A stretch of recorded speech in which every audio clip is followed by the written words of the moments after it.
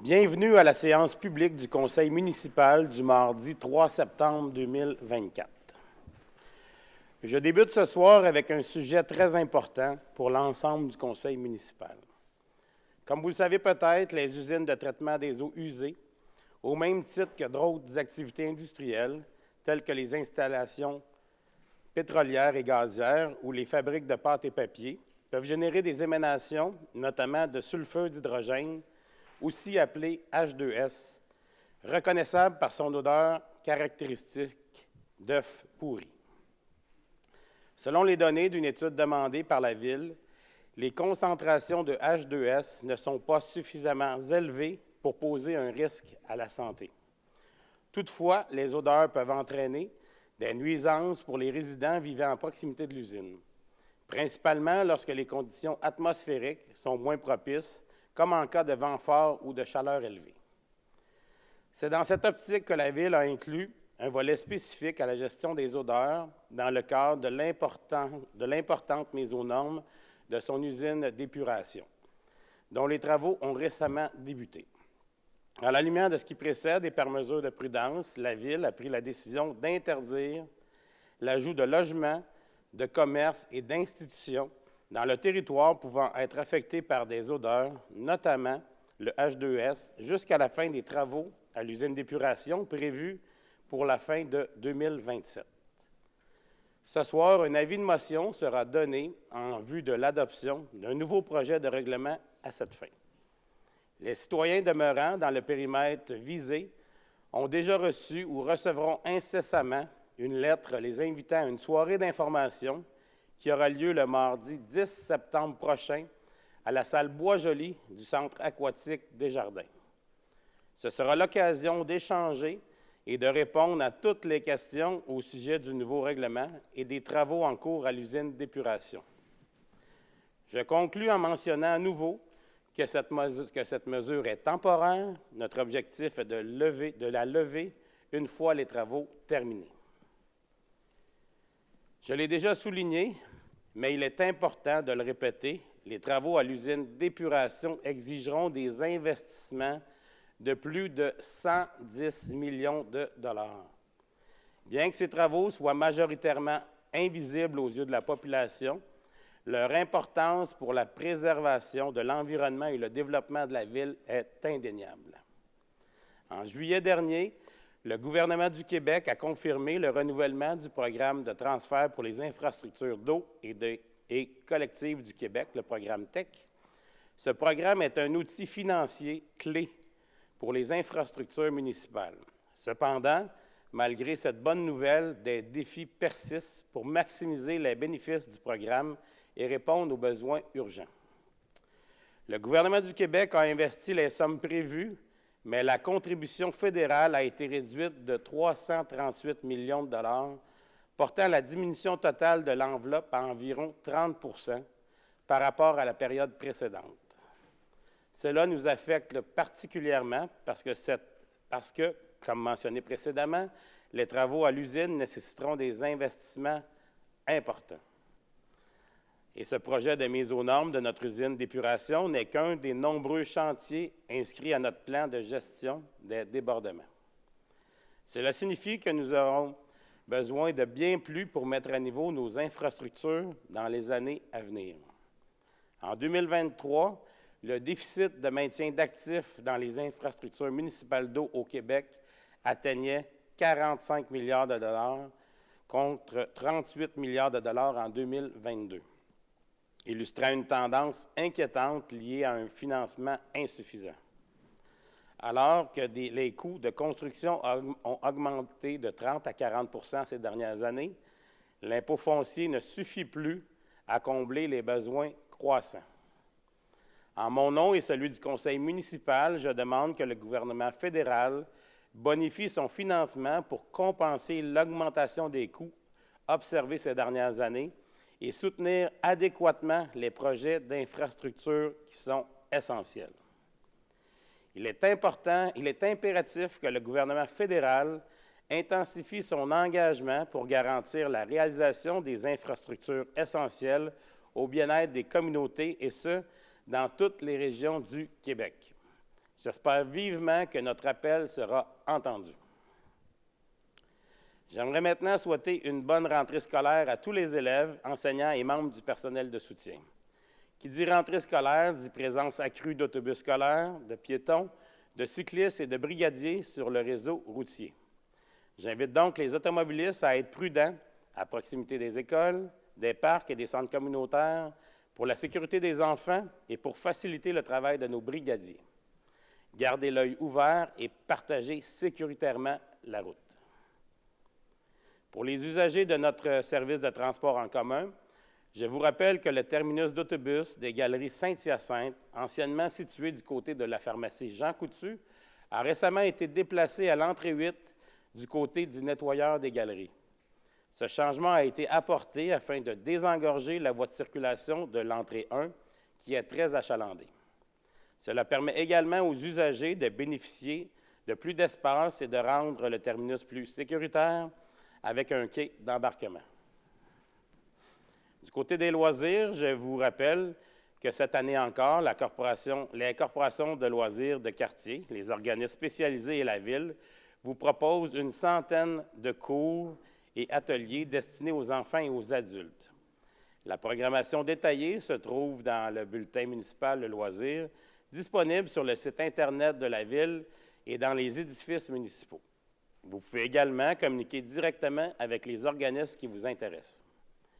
N'oubliez pas que la carte Accès Loisirs est obligatoire pour toute personne âgée de 1 an et plus.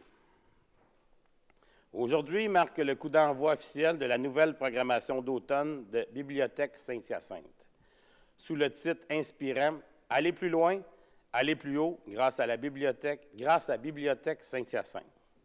Ce thème favorise les rencontres, les expériences enrichissantes et la découverte.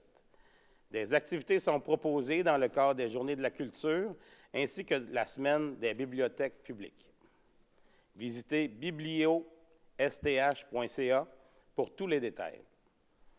La table de concertation du pôle culturel mascoutin est fière d'annoncer la série d'activités intitulée « Du cultuel au culturel » qui se déroulera dans différents lieux de Saint-Hyacinthe de septembre à décembre prochain. La programmation comprend notamment des concerts à la chapelle du monastère des Sœurs adoratrices du Précieux Sang, des conférences et visites commentées, des expositions et bien plus. La programmation complète est disponible sur notre site Internet dans la section « Loisirs et culture ». Dans un contexte où de nombreux bâtiments tels que les églises, les couvents et les monastères cessent progressivement leur activité traditionnelle, il devient impératif de se pencher sur leur devenir. L'événement du cultuel au culturel s'inscrit pleinement dans cette démarche. Il nous offre l'opportunité de partager nos réflexions, d'échanger des idées et d'explorer de nouvelles avenues pour le patrimoine religieux de notre ville. Je tiens à exprimer ma grande fierté de voir se concrétiser le tout premier projet du pôle culturel, réunissant nos 4 organismes culturels partenaires, Expression, Centre d'exposition, le Centre d'histoire, Bibliothèque Saint-Hyacinthe et le Centre des arts Juliette Lassonde.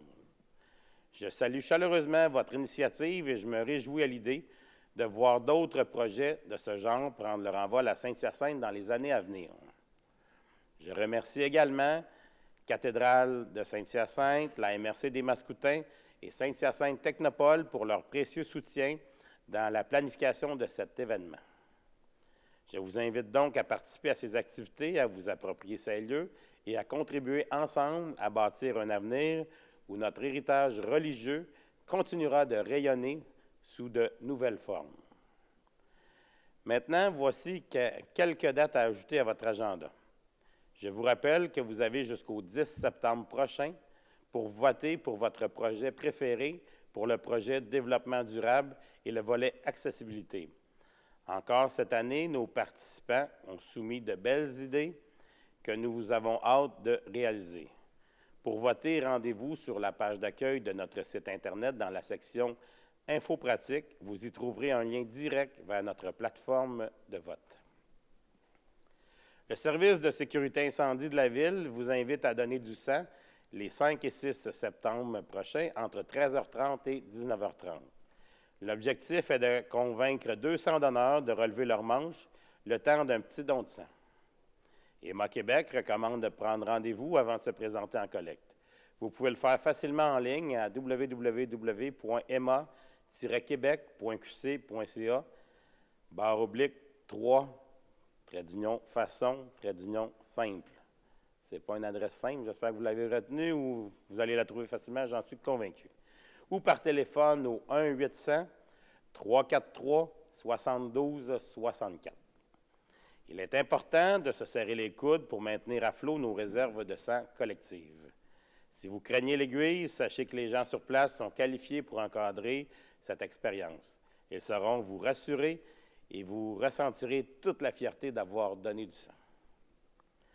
La collecte des résidus, dans un autre ordre d'idée, la collecte des résidus domestiques dangereux aura lieu ce samedi 7 septembre de 8h30 à 16h30 devant le stade LP Gaucher. Ce service gratuit est organisé par la Régie intermunicipale d'Acton et des Mascoutins pour vous débarrasser en toute sécurité de produits à haut risque de toxicité pour l'environnement, comme des peintures, des batteries ou des produits d'entretien, par exemple. Prenez le temps de faire le ménage de vos produits dangereux à la maison. Également, le samedi 7 septembre, les matinées gourmandes sont de retour à Saint-Hyacinthe, au jardin Daniel Asséguin, de 9h à 15h. C'est l'occasion de découvrir et d'acheter des produits locaux directement auprès des producteurs et transformateurs participants. Toutes les informations sont disponibles sur le site Internet de la MRC des Mascoutins. Je vous rappelle également que c'est gratuit, que ça vous permet d'assister aux matinées gourmandes et peut-être de faire un bon coup, de visiter le jardin Daniel Asséguin, qui est de toute beauté. C'est remarquable et je vous invite grandement à le visiter. Le 12 septembre prochain aura lieu le happening de la rentrée, un événement organisé par le quartier des études supérieures. Cette grande fête sera l'occasion de souligner la rentrée scolaire 2024-2025 des étudiants du Cégep de Saint-Hyacinthe, de l'Institut de technologie agroalimentaire du Québec et de la Faculté de médecine vétérinaire, en plus de mettre de l'avant le quartier des études supérieures. L'ensemble de la population mascoutaine est également conviée à l'événement. Activités familiales, camions cuisine de rue et animations sont à la programmation. À partir de 17h, par hasard, ouvrira le bal des prestations, suivi de Mal-aimé Soleil, et pour clôturer la soirée à 20h, le très populaire groupe de musique Les Trois Accords prendra possession de la scène. C'est à ne pas manquer. Du 8 au 14 septembre se déroulera la 35e édition de la Semaine de la municipalité. En tant qu'administration municipale, nous tenons à cette proximité entre vous et nous, afin que les services offerts et les projets réalisés correspondent le plus étroitement possible à vos besoins. Je tiens ainsi à remercier nos 450 employés et mes collègues du conseil municipal pour leur dévouement quotidien et vous, chers concitoyens et concitoyennes, qui nous faites part de vos aspirations et de vos rêves pour notre belle ville. D'ailleurs, avec l'arrivée du mois de septembre, nous disons au revoir à notre personnel étudiant et à nos travailleurs estivaux. Équipe de camp de jour, moniteur de natation, sauveteurs, préposés à la réglementation, équipe d'horticulture, nous vous remercions d'avoir passé l'été avec nous et nous souhaitons vous revoir l'an prochain. J'aimerais prendre un moment pour souligner la 22e Journée mondiale de la prévention du suicide qui se déroulera le 10 septembre prochain. Cette année, l'Association mondiale de la prévention du suicide vous invite à signer le manifeste pour un Québec sans suicide, soulignant votre engagement personnel envers la cause. Tous les détails sont disponibles sur le site Internet aqps.info. Chaque jour au Québec, 3 personnes s'enlèvent la vie. Nous pouvons agir en nous impliquant, mais aussi en étant attentifs aux autres et à nous-mêmes. Si vous avez besoin d'aide, l'organisme Contact Richelieu-Yamaska offre une ligne d'appel disponible 24 heures sur 24 et 7 jours sur 7, ainsi qu'un service de rencontre individuel et un service d'hébergement de courte durée. Si vous vivez de la détresse, de l'angoisse, des difficultés familiales ou que vous avez des idées suicidaires, appelez l'équipe d'intervention au 450-774-6952. Ce service est gratuit et confidentiel. Le mois de septembre est également le mois de la sensibilisation à l'arthrite. L'arthrite est une maladie sérieuse causant des douleurs qui affaiblissent et nuisent à la qualité de vie des personnes atteintes. Il s'agit de l'une des maladies les plus mal comprises, sous-financées, mal reconnues et sous-représentées en matière de recherche, de soins de santé et de services. D'où l'importance d'en parler et de vous sensibiliser à ce sujet. Informez-vous davantage au arthrite.ca.